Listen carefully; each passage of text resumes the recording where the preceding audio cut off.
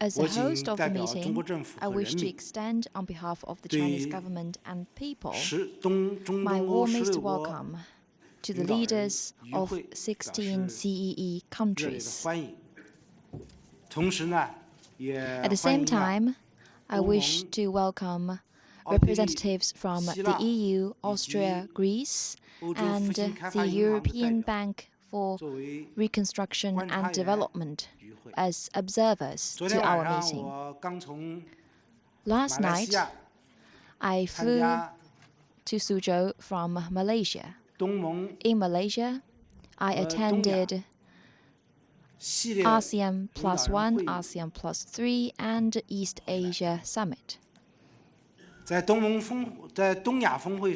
the East Asia Summit, I said clearly that China will be committed to maintaining regional peace and stability.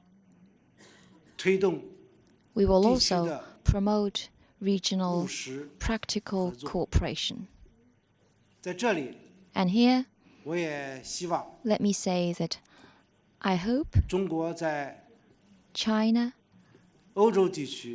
and European countries will also work together to ensure peace and stability, and China will play its constructive part.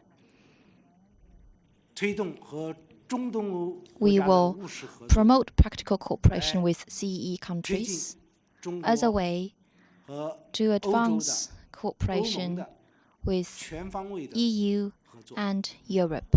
We will advance our all-round cooperation. I'm confident that today's meeting will continue to deepen our political trust, and moreover, it will also reap outcomes of our practical cooperation.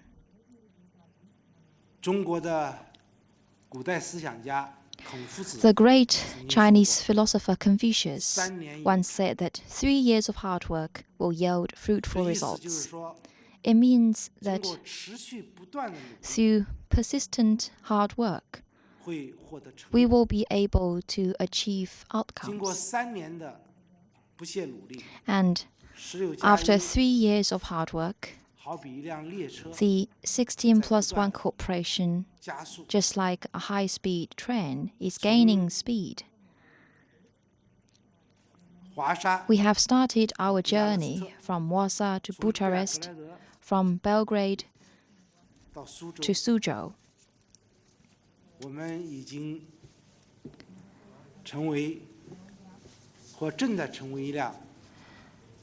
Our train is moving forward with a high speed.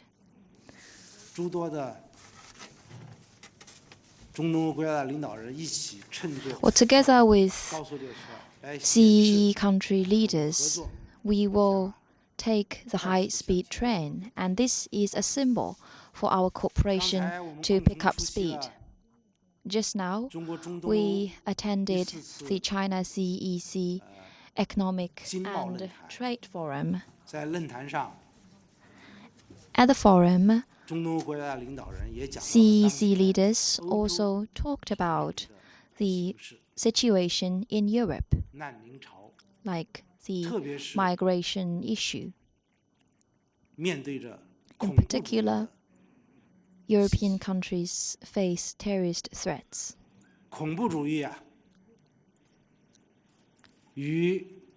Terrorism has nothing to do with religion, has nothing to do with ethnic group.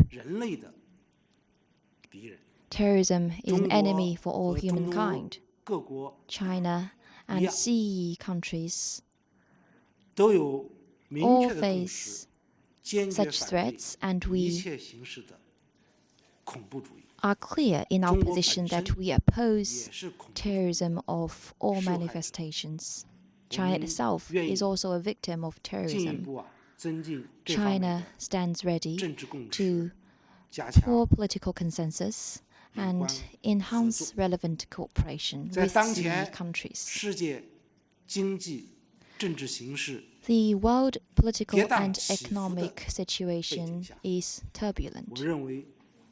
And given such a background, I believe that China and CEE cooperation will bring bright spots to the world.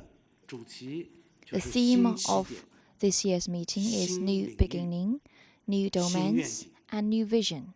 Let me express my views on our future cooperation in the framework of 1+6, that is, one goal and 6 priorities. The one goal means that we need to have a plan for the next 5 years so that China-CEE cooperation will be sustainable, forward-looking, and at the end of the day, what we want to achieve is an open, inclusive, and mutually beneficial partnership.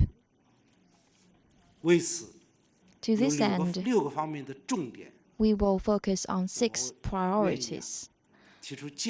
Let me make my recommendations. First, we need to implement the roadmap for advancing cooperation. At the meeting today, we will issue the first medium-term agenda for cooperation between China and CEE countries. It will dovetail with China's 13th five-year plan, and it will draw a blueprint for our cooperation in the next 5 years.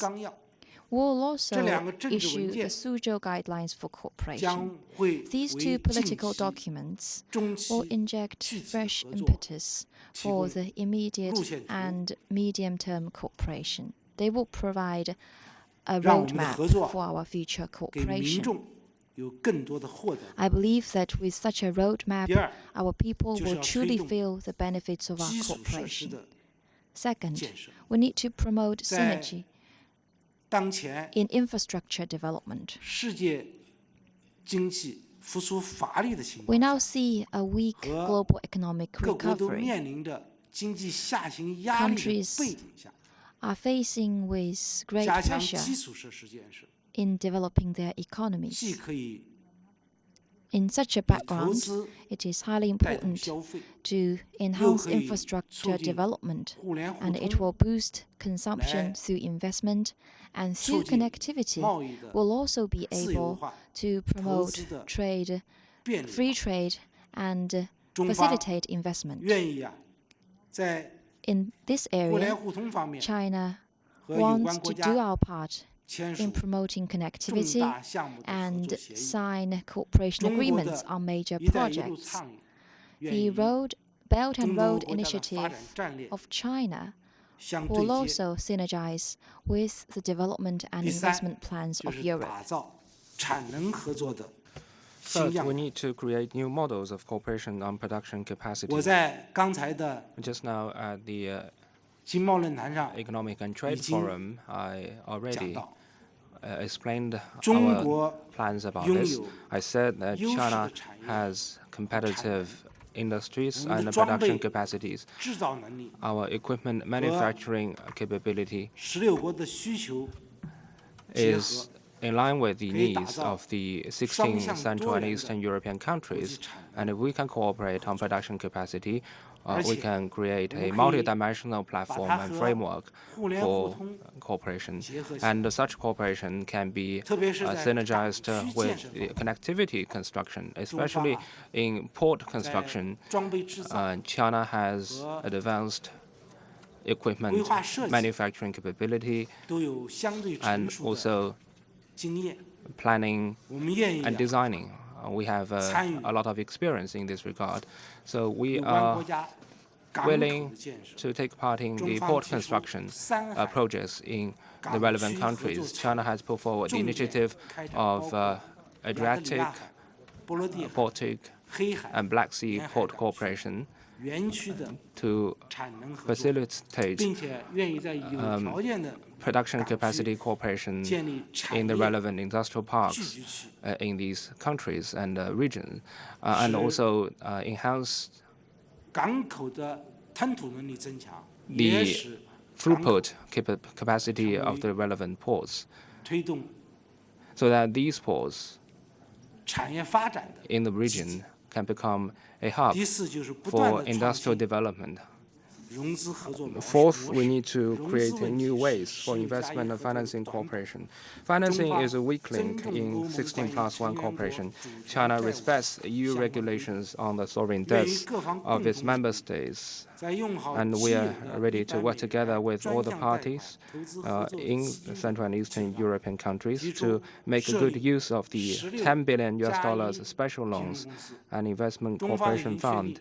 And on top of that, we are ready to work with all parties to explore the possibility of setting up a 16+1 financial company to support cooperation between the two sides. We have decided to let ICBC, the Industrial and Commercial Bank of China, which is Fortune 500 global corporation, to lead the effort, and also China's Export and Import Bank will also be involved in this project to promote production capacity cooperation between China and CEE countries based on market rules.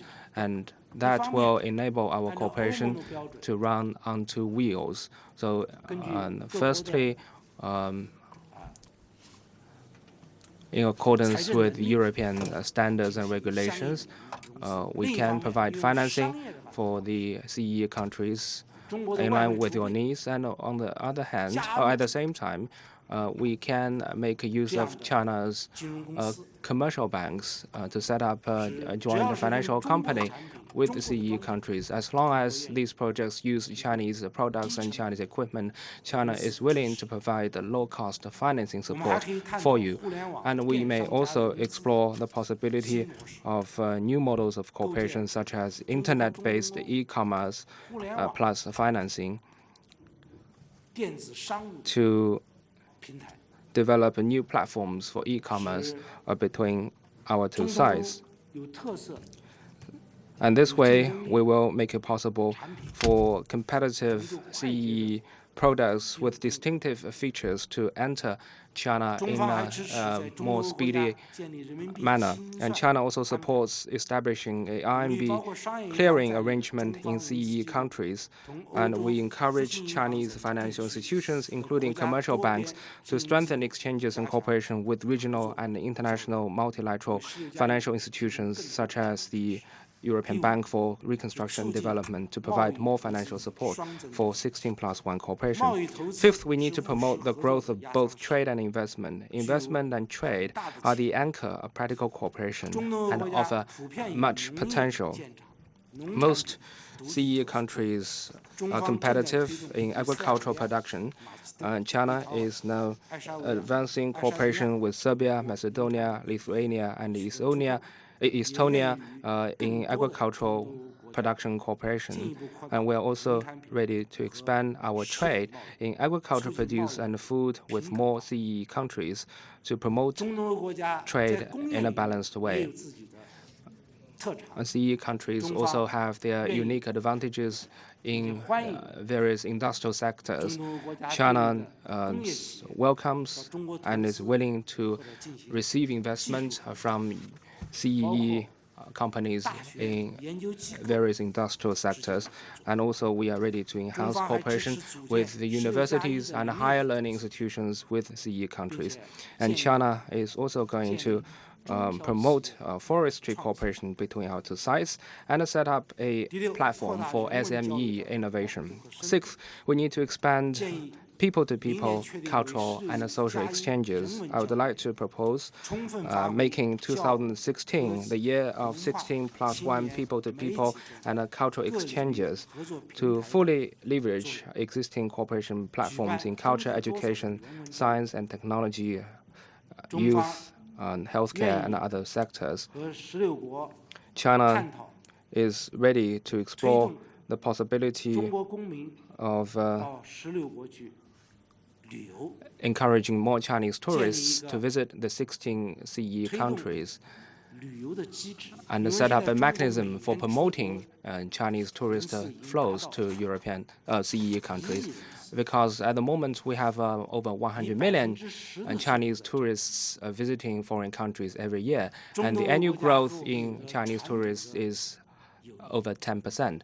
China and the CEE countries enjoy time-honored history of friendly exchanges. So I would like to suggest our foreign affairs and tourism departments to set up some kind of mechanism to increase tourist interflows between our two sides. And of course, we also welcome tourists from the 16 CEE countries to come to China. China also supports creating healthcare cooperation platforms such as the 16+1 public hospital network. And we also hope to see more centers of traditional Chinese medicine in CEE countries. So I believe that there are a lot of areas in which we can cooperate between China and the CEE countries. 16+1 cooperation is like a fist, and it combines the strength of all the 16+1 countries, and it can magnify and multiply our individual strength to create an even stronger power. 16+1 cooperation is standing at a new historical starting point, and we are ready to work with you to create an even brighter future of cooperation between our two sides. Suzhou is home to the 4 most famous embroidery arts in China, and the Suzhou style embroidery is quite unique. And this is I think our cooperation is like an embroidery scroll that presents exquisite beauty.